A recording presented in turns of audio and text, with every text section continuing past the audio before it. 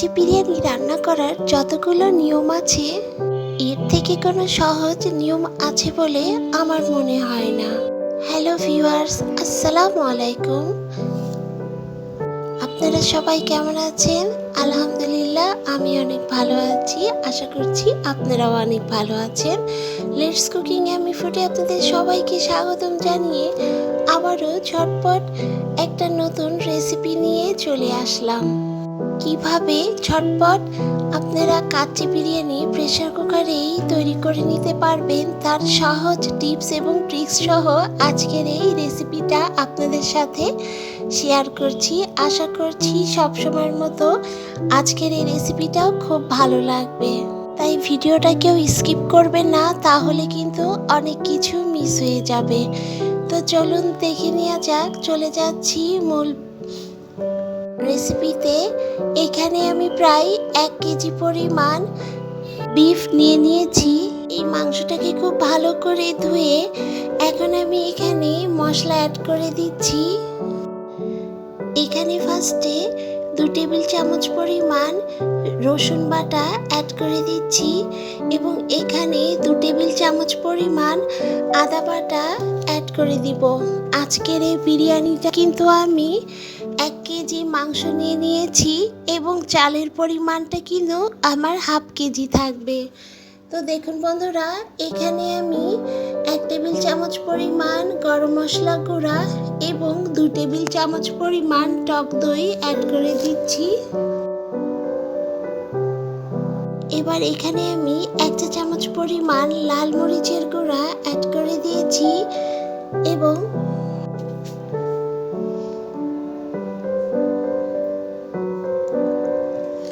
এখানে এবার আমি 1 টেবিল চামচ পরিমাণ ভিনেগার অ্যাড করে দিয়েছিলাম।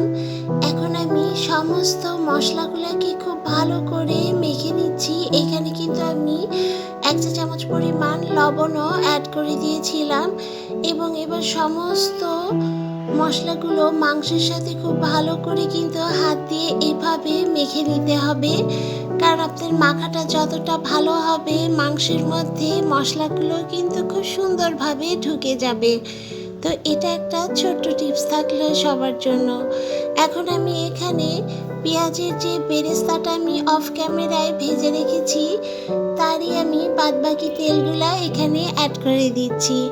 এখানে আজকে আমি গোটা মশলা দিয়ে কিন্তু এই কাচ্চি বিরিয়ানিটাকে রান্না করব। এখানে আমি জয়ত্রী, জায়ফল, এখানে আমি 1 চা চামচ পরিমাণ সাদা মরিচ, গোলমরিচ এবং কালো গোলমরিচ নিয়েছি। এখানে আমি হাফ চা চামচ পরিমাণ পোস্তদানা, হাফ চা চামচ পরিমাণ শাহি জিরা, এখানে আমি প্রায় 10-12টা পরিমাণ ছোট এলাচ, 7-8টা লবঙ্গ এবং এখানে আমি 7-8টা দারচিনি নিয়েছি এবং এটাকে আমি গ্রাইন্ডারে গুঁড়ো করে নিয়েছি। মশলাগুলো কিন্তু আমি না ভেজেই গুঁড়ো করে নিয়েছি। তো দেখুন বন্ধুরা, এখন আমি 1 ঘন্টা মাংসটাকে ম্যারিনেট করে রেখেছিলাম এবং 1 ঘন্টা পরে এখন আমি প্রেসার কুকারে দিয়ে দিয়েছি সমস্ত মাংসগুলোকে এবং এখানে আমি 1 টেবিল চামচ পরিমাণ টমেটো সস দিয়ে দিচ্ছি, তাহলে স্বাদটা কিন্তু খুব দুর্দান্ত আসে। এবার এখানে আমি যে বিরিয়ানির মশলাটাকে গুঁড়ো করে রেখেছিলাম সেটা সম্পূর্ণই কিন্তু আমি অ্যাড করে দিচ্ছি। এখানে আমার 2 টেবিল চামচ পরিমাণ বিরিয়ানির মশলা ছিল। তো দেখুন বন্ধুরা, এখন আমি মাংসের সাথে মশলাটাকে খুব ভালো করে মিশিয়ে দিচ্ছি। এখন এখানে আমি প্রায় 2 কাপ পরিমাণ দুধ অ্যাড করে দিয়েছি। এখানে আপনারা চাইলে পানিও অ্যাড করতে পারেন। এখানে আমি আগে থেকে ভেজে রাখা আলুগুলাকে এবার অ্যাড করে দিচ্ছি। আমার চ্যানেলে যারা নতুন বন্ধুরা তারা কিন্তু অবশ্যই সাবস্ক্রাইব করে পাশের বেল আইকনটি প্রেস করে দিবেন এরকম নিত্য নতুন রেসিপির জন্য। এবার এখানে আমি প্রায় 1 মুঠ পরিমাণ পেঁয়াজের বেরেস্তা অ্যাড করে দিলাম। এখন আমি প্রেসার কুকারে ঢাকনাটা লাগিয়ে দিচ্ছি এবং এখন আমি 3টা সিটি দিয়ে নিব।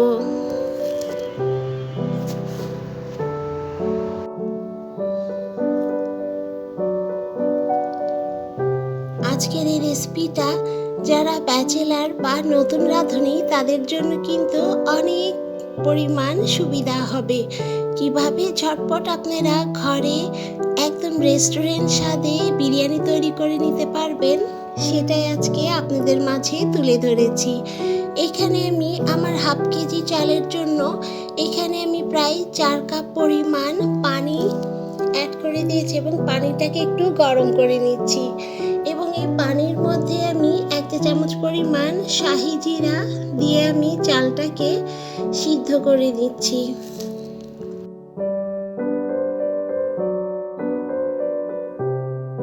পর্যন্ত এটাকে আমি সিদ্ধ করে নিয়েছি। সমস্ত কিছু দেখাতে গেলে ভিডিওটা অনেক বড় হয়ে যায়, এই জন্য এটা আমি অফ ক্যামেরাই করে নিয়েছি। চালটা যখন আমার 50% সিদ্ধ হয়ে যাবে তখনই আমি পানি থেকে চালটাকে উঠিয়ে নিয়ে রেখেছিলাম।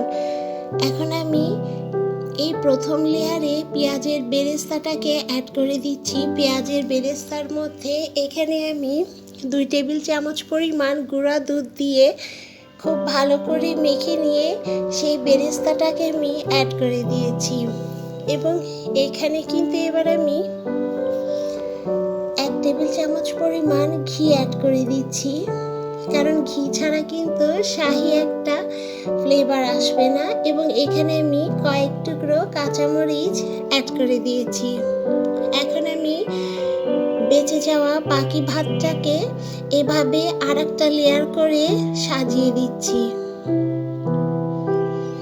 এবং এই উপরের লেয়ারে যে আলুগুলাকে কিন্তু মাংসের সাথে সিদ্ধ করে নিয়েছিলাম সেটাকে এবার দিয়ে দিচ্ছি। আলুগুলাকে সাজিয়ে দিয়ে এবার বাকি পেঁয়াজের বেরেস্তাটাকে এভাবেই ছড়িয়ে দিচ্ছি। এখন এবার এখানে আমি 2 টেবিল চামচ পরিমাণ আবারও আমি এখানে ঘি অ্যাড করে দিব।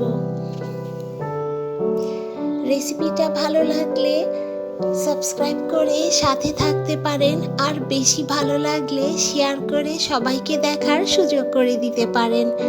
তো দেখুন বন্ধুরা, আমি প্রেসার কুকারের মুখটাকে লাগিয়ে দিয়েছি এবং এভাবে আমি একদম লো হিটে আধা ঘন্টা দমে রেখে দিব। আধা ঘন্টা পরে আমি ফিরে এসেছি।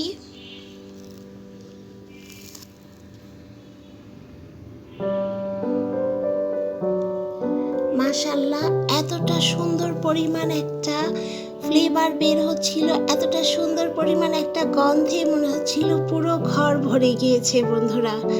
এবং এতটা সুন্দর সফট হয়েছিল মাংসগুলা এবং রাইসটা এত সুন্দর পরিমাণ ঝরঝরা হয়েছিল, তা আপনারা দেখেই বুঝতে পারবেন। তো এখন আমি একটি প্লেটে আপনাদের সার্ভ করে দেখাচ্ছি।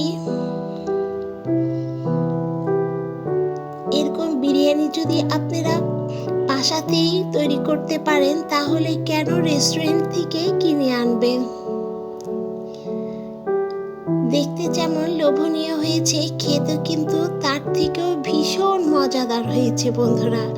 তো অবশ্যই বাসায় একবার ট্রাই করার রিকোয়েস্ট রইল সবাইকে।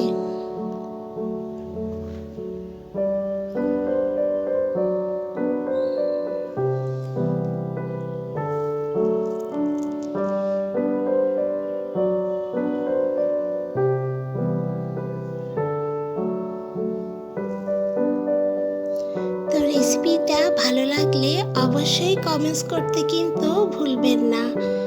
তো সবাই ভালো থাকবেন, সুস্থ থাকবেন এবং সাবধানে থাকবেন। আজকের মতো এই পর্যায়েই